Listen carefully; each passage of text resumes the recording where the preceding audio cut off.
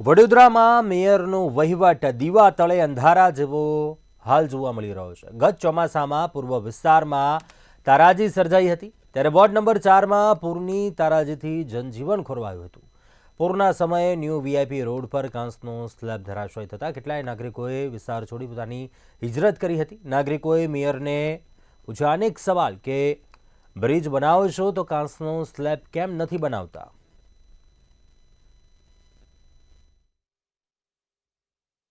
ગત ચોમાસામાં વડોદરામાં વરસ્યો હતો વરસાદ અને ત્રણ વખત માનવ સર્જિત પૂર આવ્યું હતું અને ત્યારબાદ ગુજરાત સરકારે એક કમિટી બનાવી વિશ્વામિત્રીને પહોળી અને ઊંડી કરવાની, અને ગુજરાતના સિનિયર ધારાસભ્ય કહે છે કે ગુજરાત સરકાર 2460 કરોડ રૂપિયા અંદાજિત વાપરશે।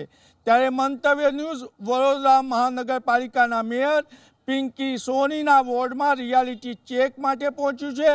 આપ સ્ક્રીન પર જોઈ રહ્યા છો, આ કૃષ્ણકુંજ સોસાયટી છે। ગત ચોમાસામાં જ્યારે આ વરસાદ વરસ્યો ત્યારે આ કાંસનો સ્લેબ તૂટી પડ્યો હતો અને આપ સ્ક્રીન પર જોઈ રહ્યા છો, હજુ પણ અહીંયા કોઈ કામગીરી કરવામાં નથી આવી। એક બાજુ જ્યારે મેયર અન્ય વિસ્તારમાં જઈ અને વિશ્વામિત્રી પહોળી ઊંડી કરવાનું ચેકિંગ કરતા હોય ત્યારે સ્ક્રીન પર જોઈ શકો છો, આ મેયર પિંકી સોનીના વોર્ડમાં જ કાંસનો સ્લેબ ધરાશાયી થયો હતો, પરંતુ હજુ પણ કોઈ કામગીરી નથી થઈ અને કાંસમાં ગટરનું ગંદુ પાણી આવી રહ્યું છે। આપણી સાથે નાગરિકો છે, એમને પૂછીશું, કારણ કે અહીંયા ખૂબ દુર્ગંધ મારે છે એટલે એમને નાક પણ ઢાંકીને બોલવું પડે છે। વડીલ, શું કહેશો? તમારું કાંસનું કામ હજુ નથી થયું? હલો, હું જગદીશ વકીલ, શિવ બંગલો રહેવાસી, આ કાંસની સામે જ હું રહું છું સાહેબ। અને આ જ્યારનો કાંસ તૂટ્યો છે ત્યારનો આ લોકો બનાવવાનું કામગીરી મંથન ગતિએ ચાલી રહ્યું છે। કંઈ કામ કરવાનો હાથમાં લેતા નથી, ટેન્ડર નીકળ્યું છે ભરતા નથી એમ કહીને બધાને બાબુ બનાવે છે સાહેબ। અને અહીં ગાડી એટલી બધી દુર્ગંધ મારે છે કે ના જોવા વાત, આ કોઈ માણસ મરી જશે તો જવાબદારી કોણ લેશે? અને અહીં મચ્છરનો એટલો બધો ત્રાસ છે, રાતે ઘરમાં પણ રહેવાતું નથી।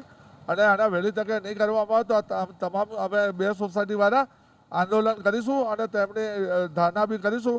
તો સત્વરે આ કામ કરવા માટે અમારી નમ્ર વિનંતી છે।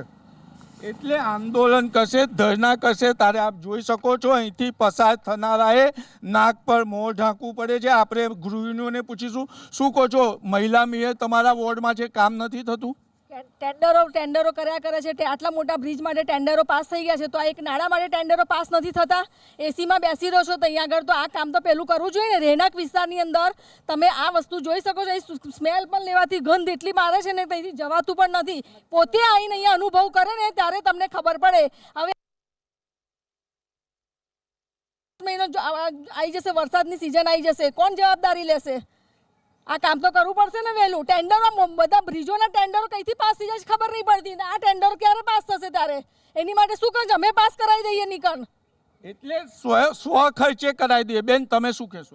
મારું એવું કહેવું છે કે તમે આટલા ટાઈમથી બધું પ્રોજેક્ટને ટેન્ડર અપ્રૂવ કરવાનું ને બધી વાત કરો છો, પણ ક્યાં ગઈ એ વસ્તુ? આજે તમે મે મહિનાની અંદર માર્ચમાં કરવાનું હતું, એપ્રિલ થઈ ગયો ને મેમાં વરસાદ આવી જશે, અમારા ઘરોમાં 5-5 ફૂટ આવી જાય છે પાણી, અમારે કેટલું ટેન્શન, નુકસાન કેટલું થયું છે, એની ભરપાઈ તમે આ વખતના વરસાદમાં આપવાના છો અમને?